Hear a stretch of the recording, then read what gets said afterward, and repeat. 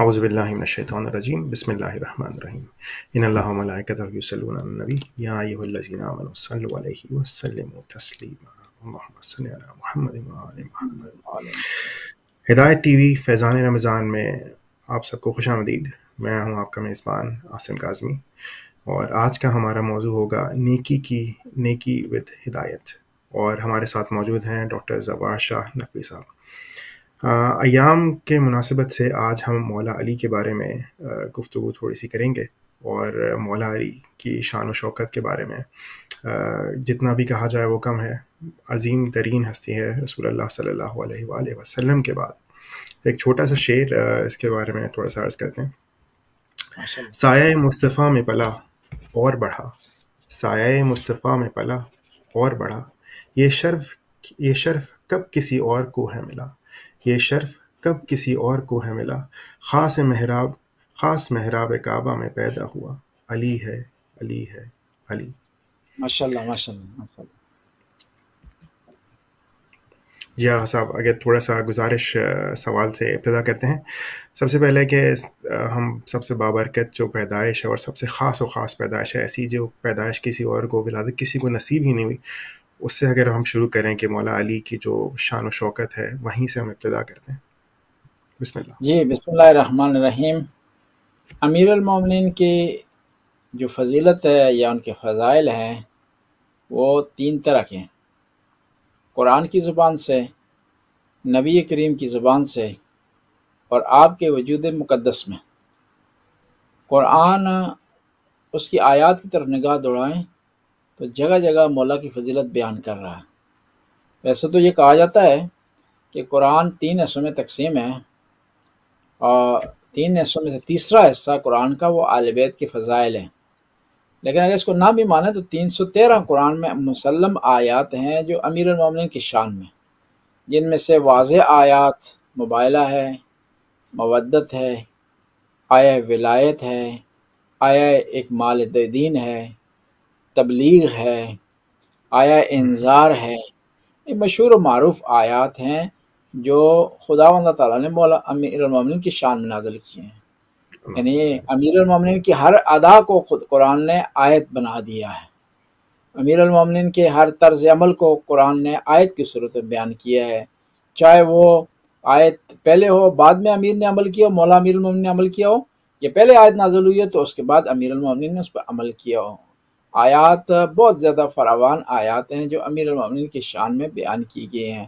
مثلاً آیا وَمَن يَشْرِ نَفْسَهُ ابْتِغَاءَ مَرْضَاتِ اللَّهِ وَاللَّهُ رَءُوفٌ بِالْعِبَادِ۔ ایک آدمی آیا مدینے میں، اور اس کو کسی نے بتایا کہ عبداللہ بن عباس وہ فضیلت بیان کرتا ہے امیر المومنین کی۔ اس نے آ کر کہا کہ اے عبداللہ، تم امیر المومنین کی فضیلت کیوں بیان کرتے ہو؟ قرآن کو بیان کیا کرو۔ اس نے کہا ٹھیک ہے، قرآن بیان کروں گا۔ اس نے آیا قل هو اللہ احد پڑھی۔ اس نے کہا کہ قل هو اللہ احد، پیغمبر نے ارشاد فرمایا کہ علی کی مثال قل هو اللہ احد جیسی ہے۔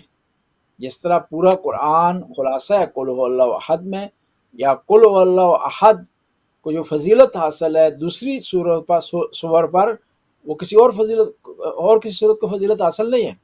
پھر اس نے کہا کہ قرآن میں کہا ہے کہ اذا زلزلت الارض زلزالہا، تو اس نے کہا کہ یہ بھی مولا امیر المومنین کی شان میں۔ ایک دفعہ مدینے میں زلزلہ آیا تو وہاں امیر المومنین نے یہ آیت پڑھی، زمین پر ہاتھ رکھا، اور ابو تراب نے کہا تراب تجھے کیا ہو گیا؟ تو زمین رک گئی اور اس میں آرامش آ گئی۔ پھر اس نے ایک ایک آیات بیان کی۔ اس نے کہا پھر تم اے عبداللہ تم دوبارہ علی کے فضائل بیان کر۔ اس نے کہا یہ ہو ہی نہیں سکتا، قرآن کو بیان کیا جائے اور علی کے فضائل اس میں نہ پائے جاتے ہوں۔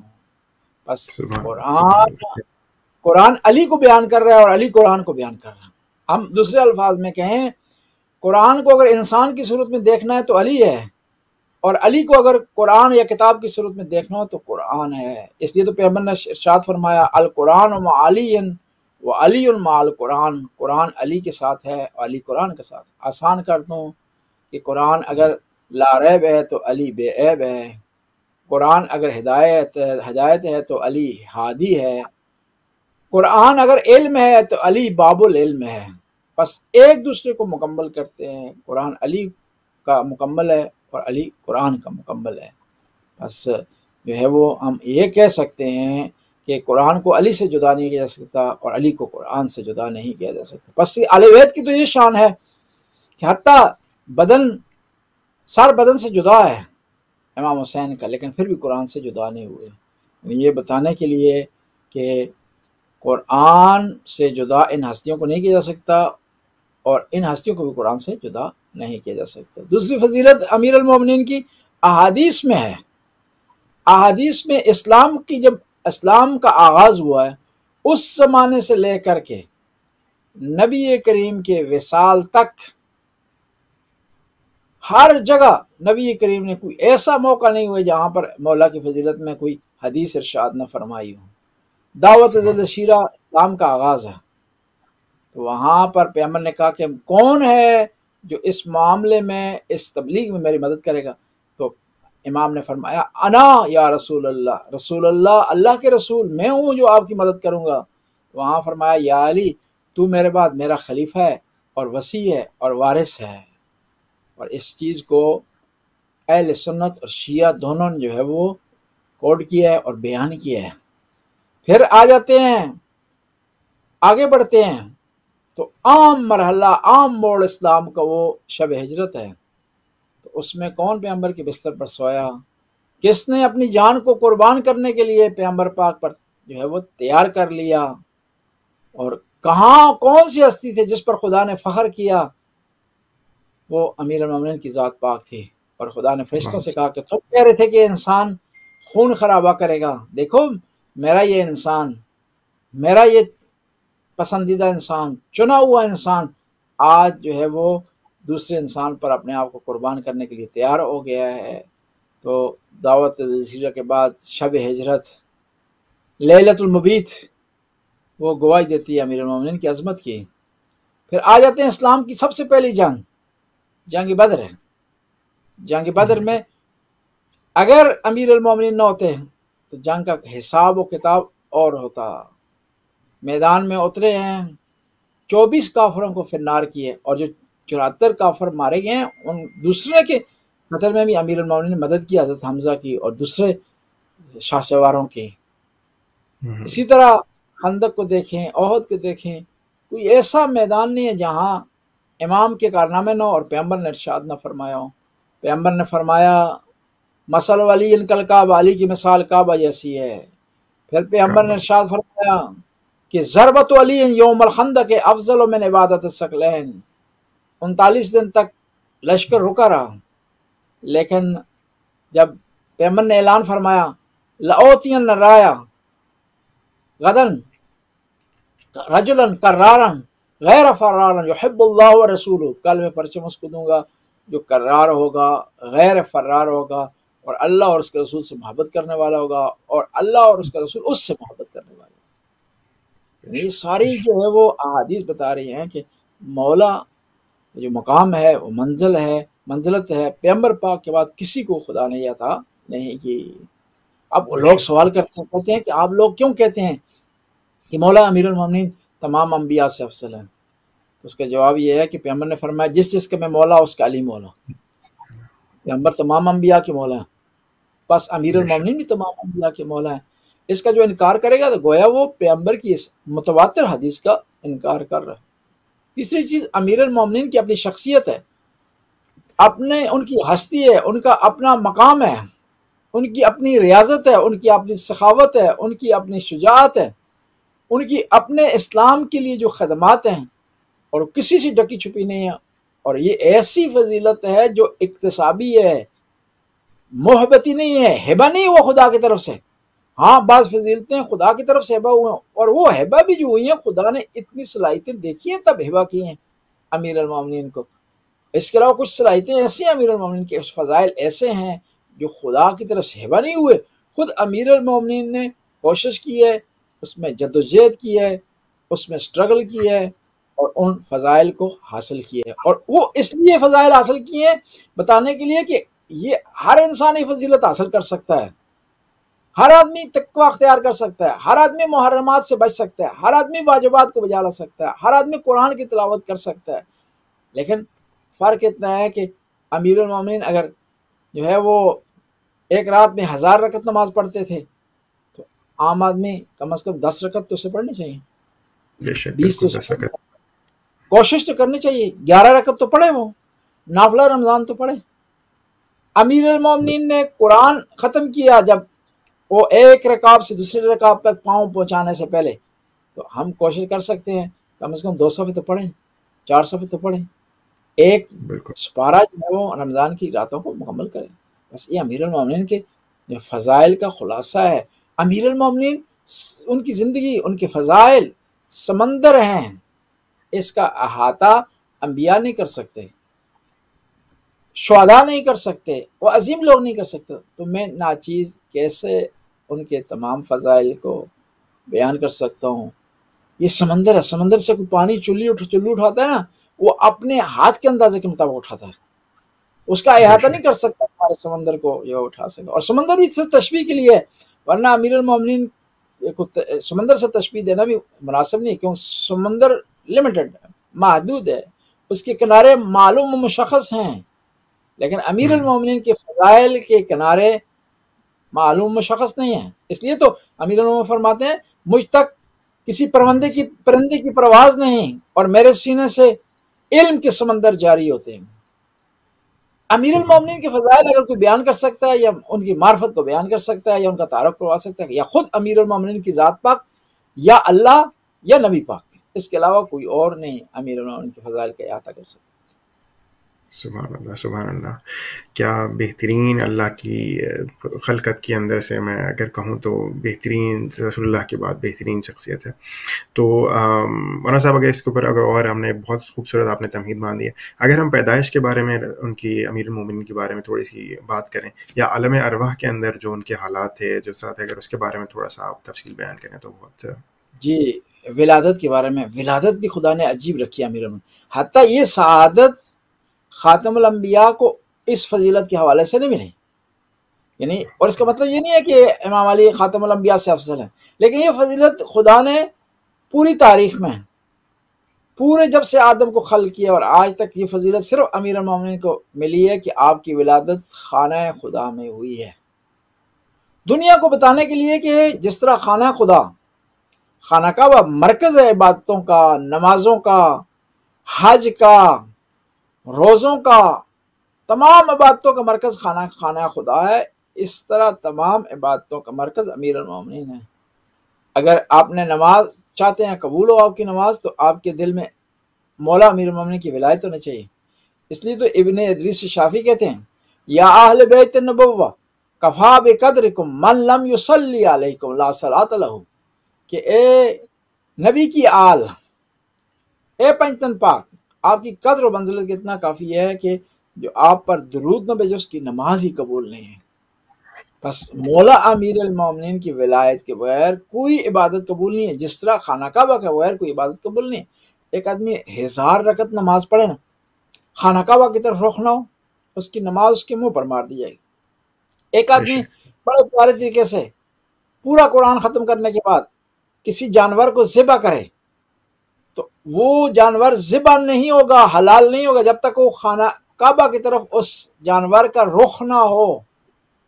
اس بے لیے ہم شک کہتے ہیں کہ وہ آدمی جس کے دل میں علی کا بغض ہو، اس کے ہاتھ کا ذبح کیا ہوا وہ حلال نہیں ہے، کیونکہ علی خانہ کعبہ کی مثال ہے، اور علی مرکز ہے اسلام کا، دین کا، شریعت کا. اس لیے تو امام حسن نے جو معاہدہ لکھا امیر شام کے ساتھ، اس معاہدے میں آپ نے لکھا کہ اس کے بعد مولا امیر المومنین کو برا بلا نہیں کہا جائے گا. کیوں؟ کہ مولا امیر المومنین اسلام ہیں، شریعت ہیں، فقہ ہیں، اور اگر کوئی آدمی ان کو برا بلا کہے گا گویا وہ اسلام سے خارج ہے، گویا وہ شریعت سے خارج ہے، گویا وہ فقہ سے خارج ہے، وہ مسلمان کہلانے کے لائق نہیں ہے. اس لیے معاہدہ نہیں لکھا کہ میرے بابا ہیں، بلکہ اس لیے معاہدہ لکھا کہ وہ شریعت ہیں، وہ احکام الہی کا مرکز ہیں. بس امیر المومنین کی ذات پاک، ان کا مقام، ان کی منزلت جو ہے یہ پیدائش سے، ان کی ولادت سے جو ہے وہ واضح اور ظاہر ہو جاتی ہے. اور پھر دیکھیں کہ اگر صرف ولادت ہوتی تو ممکن ہے بعض لوگ اعتراض کرتے ہیں ولادت بھی اس انداز میں ہوئی ہے کہ دروازے سے نہیں ہے والدہ، دیوار ان کے لیے جی شک ہوئی ہے، دروازہ ان کے لیے بنایا گیا۔ دیکھیں دروازہ عام لوگوں کے لیے ہوتا ہے، لیکن جو مالک ہوتا ہے جہاں سے آنا چاہے آ سکتا ہے، جو ہوتا ہے دروازہ جو ہوتا ہے اس کو کھولنا، پرمیشن لینا اور اس پرمیشن کو فالو کرنا، یہ عام لوگ کرتے ہیں، لیکن جو مالک ہوتا ہے اس کے پاس اتھارٹی زیادہ ہوتی ہے، اختیار زیادہ ہوتی ہے، وہ جہاں بھی چاہے دیوار کو توڑ کر کے اندر داخل ہو سکتا ہے۔ اور پھر خداوند تعالیٰ نے دیکھی دیوار کس طرح توڑی اور دوبارہ کس طرح جڑی، اور آج تک اس کی علامت اور اس کا نشان جو ہے وہ دیوار کا باقی ہے۔ کیوں؟ اگر یہ دروازے سے جاتی نا تو لوگوں نے کہہ دینا تھا ان لوگوں کے پاس چابی تھی، یہ مکہ کے سربراہ تھے، اختیار تھے، اتھارٹی تھی، بنی ہاشم نے تلوار کے زور پر دروازہ کھلوایا، کھلوانے کے بعد یا کھولا اور اپنی اس خاتون کو اندر بھیجا انہیں اور فضیلت حاصل کر لی۔ نہیں، یہاں سارے بتا رہا ہے کہ خدا نے بلایا، خدا نے ولادت کا انتظام کیا، خدا نے یہ اعزاز بخشا ہے۔ اور پھر 3 دن مولا امیر المومنین اور ان کی والدہ رہے۔ سوال یہ پوچھتا ہوں کہ 3 دن انسان، اس کو کھانے کی ضرورت ہے، اس کو فیڈنگ کی ضرورت ہے، اس کو خوراک کی ضرورت ہے، اس کو پانی کی ضرورت ہے، یہ کہاں سے انتظام ہوا؟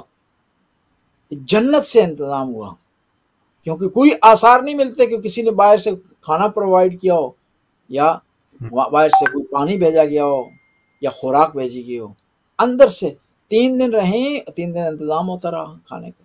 کہاں سے؟ جنت سے۔ یعنی یہ دیکھیں نا کتنی عظیم بات ہے کہ ولادت مولا علی کی ہو رہی ہے، والدہ ان کی تشریف لے جا رہی ہیں، اور گھر کا جو مالک ہے وہ میزبان بنا ہوا ہے، یعنی اس نے گویا خود بلایا ہے یہ اعزاز دینے کے لیے۔ ایک دفعہ ہوتا ہے نا آپ خدا کی رحمت کو اپنے گھر بلاتے ہیں، خدا کی رحمت آپ کے گھر آتی ہے، اور وہ کیا ہوتا ہے اس میں کمی ہو سکتی ہے، زیادتی ہو سکتی ہے، مختصر ہو سکتی ہے، لیکن جب آپ جو ہے وہ کسی کو اپنے گھر بلاتے ہیں تو وہ اور مقام ہے۔ میں آپ کو مثال دیتا ہوں، آپ روڈ سے گزر رہے ہیں، ایک مانگنے والا آپ کو کہتا ہے مجھے آپ دیں، آپ اسے کہتے ہیں کہ آپ اسے دینے کے بجائے گھر ساتھ لے آتے ہیں، یہ آپ اس کو اعزاز دے رہے ہیں، اس کو مقام دے رہے ہیں، منزلت دے رہے ہیں۔ مولا امیر المومنین کو خدا نے اپنے گھر بلایا، یعنی خاص کرم کرنا چاہتا تھا، خاص اعزاز دینا چاہتا تھا اور خاص منزلت دینا چاہتا تھا۔ اور اسی سے ہم کہتے ہیں کہ مولا امیر المومنین اللہ پاک کے خاص بندے ہیں، اللہ پاک کے خاص مہمان ہیں، اللہ پاک کے خاص سپاہی ہیں۔ اور اس کی آسان سی مثال آپ کے خدمت میں عرض کروں گا۔ جنگ احد تھی،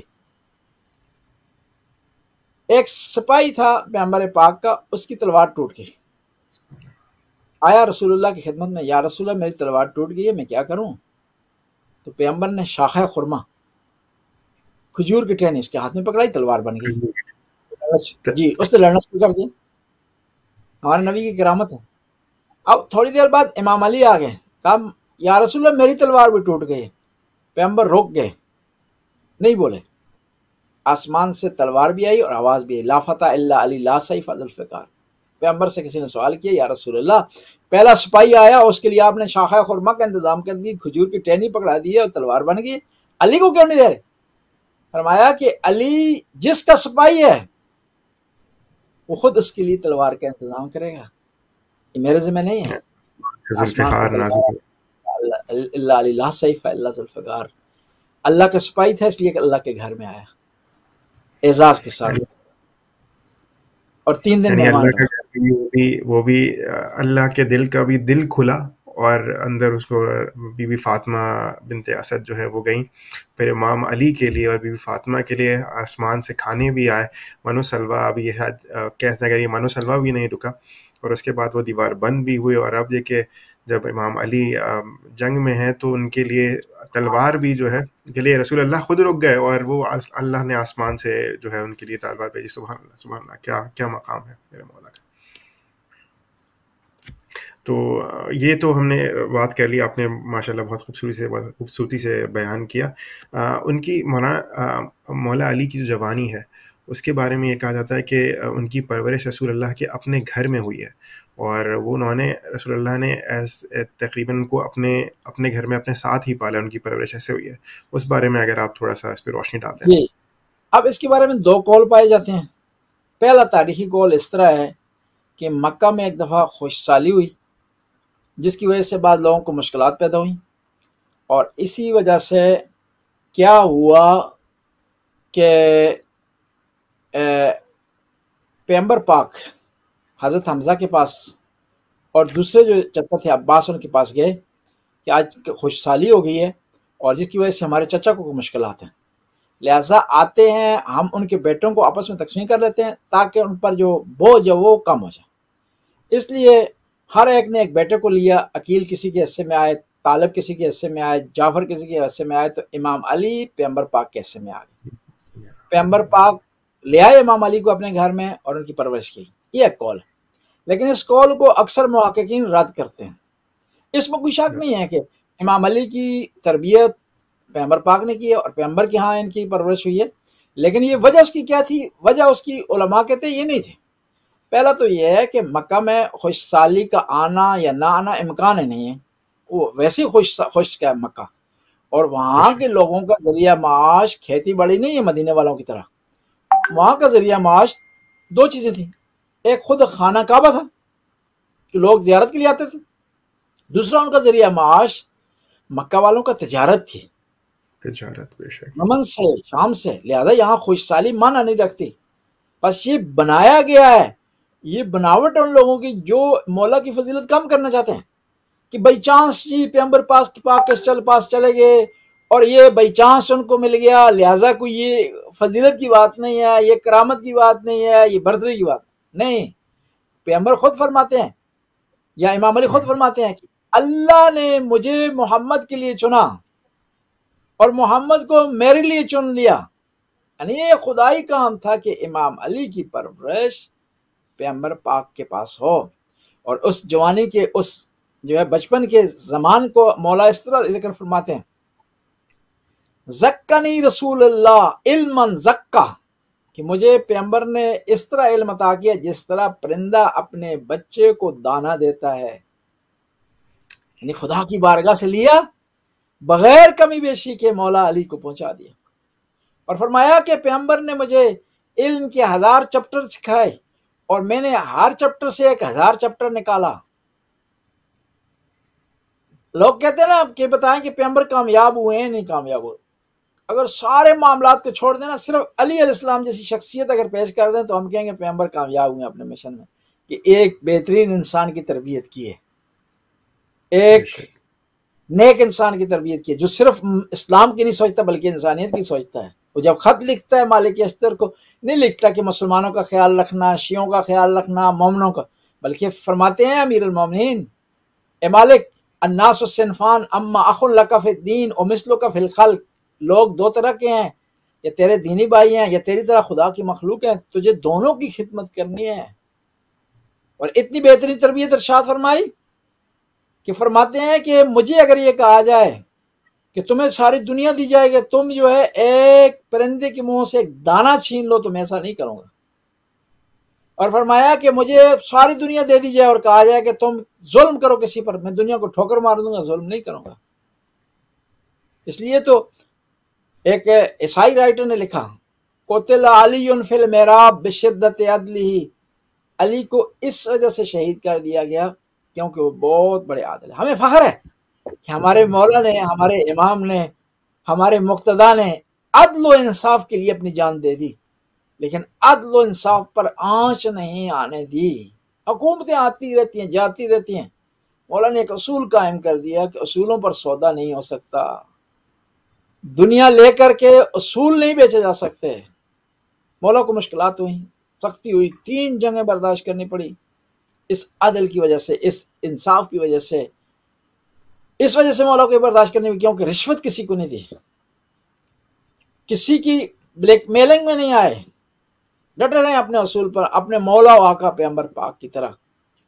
لیکن آج دیکھیں دنیا گزر گئی، امیر شام بھی ختم ہو گیا، یزید بھی ختم ہو گیا، ساری دنیا ختم ہو گئی، لیکن مولا کے اصول قائم و دائم ہے۔ اتنی ترقی کے باوجود، انٹرنیٹ آنے کے باوجود، دقیق حساب کتاب ہونے کے باوجود، آج تک کوئی ایک نقص کوئی نہیں نکال سکتا، نہیں نکال سکا مولا کی زندگی سے، کوئی عیب نہیں نکال سکتا، حتیٰ کوئی جھوٹی حدیث بھی نہیں لا سکا مولا جس سے مولا کی توہین نکلتی ہو، کوئی مسئلہ بنتا ہو، بلکہ مولا قائم و دائم ہے۔ آج بھی جو ہے وہ کسی منصف آدمی سے، حتیٰ مسلمان نے پوچھا جائے بتائیں کہ کون ہے حق پر، کون تھا، امام علی حق پر تھے یا فلاں آدمی حق پر تھے، وہ کہے گا کہ امام علی جو ہے وہ حق پر ہیں، حقیقت پر ہیں، کیونکہ شخصیت منطقی معیار پر اترتی ہے، اس پر منطقی اور جو ہے وہ وزڈم کا جو ہے وہ آرگومنٹ کیا جا سکتا ہے، لیکن دوسرے لوگوں کو جو ہے منطق کے معیار پر نہیں اتارا جا سکتا، منطق کے معیار کے مطابق انہیں جو ہے پاک صاف نہیں کیا جا سکتا۔ بے شک بے شک۔ اب اگلا سوال جو ہے میرا، وہ بلکہ دو سوال ہیں۔ پہلا سوال تو یہ کہ میں نے آج ایک بارے میں ایک چیز پڑھی کہ خیبر کا جب خیبر کی جنگ کے اندر امام علی کی جو زرہ تھی وہ ٹوٹ گئی تھی، اور انہوں نے دروازے کو ڈھال کے طور پر استعمال کیا تھا جنگ کرتے ہوئے۔ اس روایت کے بارے میں کیا؟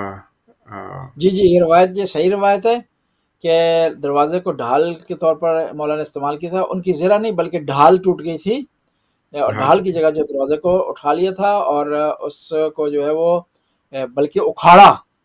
کہتے ہیں وہ دروازہ جس کو 40 آدمی کھولتے اور بند کرتے تھے، اتنا سنگین دروازہ تھا، اتنا بھاری دروازہ تھا، اس کو اٹھایا، اور اٹھانے کے بعد جب کسی نے سوال کیا مولا آپ نے اتنا بھاری دروازہ کس طرح اٹھایا، تو مولا نے فرمایا کہ میں نے پروردگار کی قدرت سے، اس کی مدد سے خیبر کے دروازے کو کھڑایا اور اس کو ڈھال کے طور پر استعمال کیا۔ اور بعض روایات میں ملتا ہے کہ وہ انہوں نے کیا کیا تھا، خیبر کا جو قلعہ تھا اس کے ارد گرد خندق کھود دی تھی تاکہ لشکر اسلام عبور نہ کر سکے خندق کو، تو وہاں پر مولا خندق کراس کر گئے، لیکن جو دوسرے مسلمان آنا چاہتے تھے ان کے لیے مشکل تھی، تو مولا نے پھر وہی دروازہ خندق پر رکھ دیا تھا، یا بعض روایات ہے کہ خندق میں کھڑے ہو کر ہاتھ پر رکھ کر کھڑے ہو گئے تھے اور مسلمانوں کے لشکر جو ہے وہ کراس کر گئے تاکہ جو خیبر کے جو قلعے ہیں ان کو فتح کیا جا سکتے، ان کو جو کیپچر کیا جا سکے۔ بالکل خوبصورت، ماشاء اللہ۔ اچھا، فصاحت اور بلاغت کے بارے میں بات کی ہے، جنگ کے بارے میں بات کی جائے تو رسول اللہ کے لیے اللہ نے جو سپاہی مقرر کی تھے حضرت علی، تو ان سے بہتر کوئی سپاہی نہیں ہے۔ اگر فصاحت بلا عبادت کی بات ہو جائے تو یہ امام علی ہیں کہ انہوں نے کبھی سورج نے نہیں دیکھا کہ امام علی کبھی سو رہے ہوں۔ لیکن فصاحت و بلاغت کی بات کی جائے تو نہج البلاغہ ہے ہمارے پاس، اور بھی کتب ہیں، ان کے بارے میں اگر تھوڑا سا اگر آپ وضاحت کر دیں۔ جیسے ان کا پہلا خطبہ ہے نہج البلاغہ کا، وہ پانی سے شروع ہوتا ہے اور وہ اتنا فصیح و بلیغ وہ خطبہ بہترین ہے، تھوڑا سا اگر آپ بیان کر دیں تو۔ جی، نہج البلاغہ ایک علم کا سمندر ہے اور فصاحت و بلاغت کی انتہا ہے۔ فصاحت و بلاغت کے لحاظ سے قرآن کے بعد اگر کوئی کتاب ہے فصاحت و بلاغت میں، امیر المومنین کی، اور یہ نہج البلاغہ 3 حصوں پر مشتمل ہے۔ مولا کے خطبات ہیں، خطوط ہیں اور کلمات قصار ہیں، مختصر جملے ہیں مولا کے، اور جو خطوط ہیں وہ مولا نے خود لکھے ہیں، اور خطبات ارشاد فرمائے ہیں۔ امام کے جو ساتھی تھے، امام کے صحابہ تھے، وہ اس کو نوٹ فرماتے تھے۔ اور خطبوں میں یہ صرف نہیں ہے، بعض کو ہوتا ہے نا فصاحت و بلاغت ہوتی ہے لیکن اس میں علم سے خالی ہوتی ہے، صرف ادبیات اس میں پائی جاتی ہے، الفاظ کا ہیر پھیر ہوتا ہے، اس طرح نہیں ہے، بلکہ علم جو ہے وہ اس میں بھرا ہوا ہے، اور پھر کتنا الفاظ کی سیٹنگ ہے، الفاظ کا چناؤ ہے، بلکہ مولا کا ایک خطبہ ایسا ہے جس میں نقطہ کوئی نہیں ہے، بغیر نقطے کے یہ مولا کا خطبہ ہے۔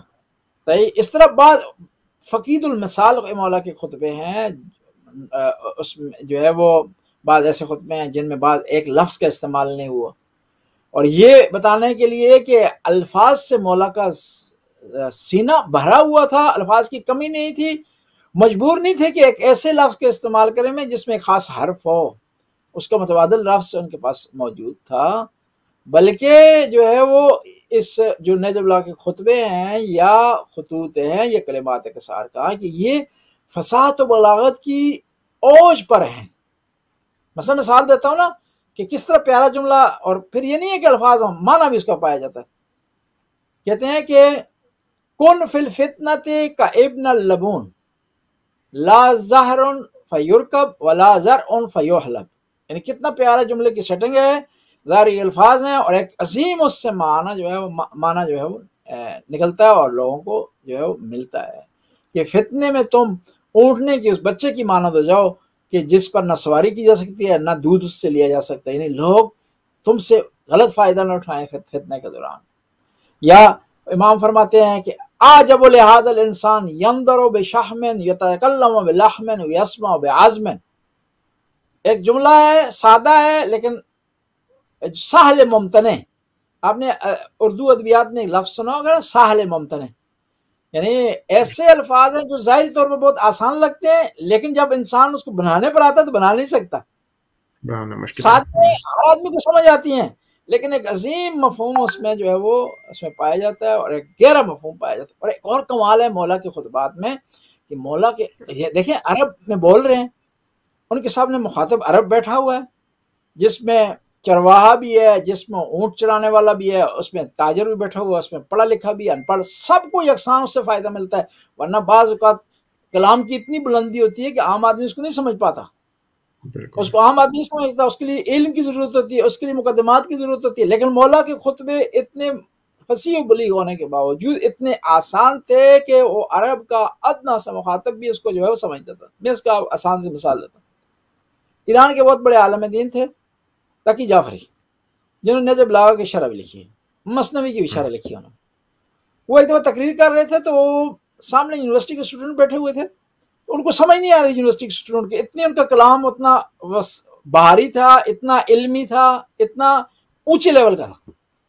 تو ایک اسٹوڈنٹ کھڑا ہوا، اس نے اشارہ کیا، اس نے کہا تھوڑا نیچے لائیں، تقی جعفری صاحب نے کہا نہیں تم اوپر آؤ، میں نیچے نہیں آؤں گا، لیکن مولا کے کلام میں اتنی پیاری مٹھاس پائی جاتی ہے، حلاوت پائی جاتی تھی کہ اس کو کم علم والا بھی سمجھتا تھا، پڑھا لکھا بھی سمجھتا تھا، ایک چرواہا بھی اس کو سمجھتا تھا، ایک جس کا علم سے سروکار تھا وہ بھی سمجھتا تھا، جنگجو بھی تھا۔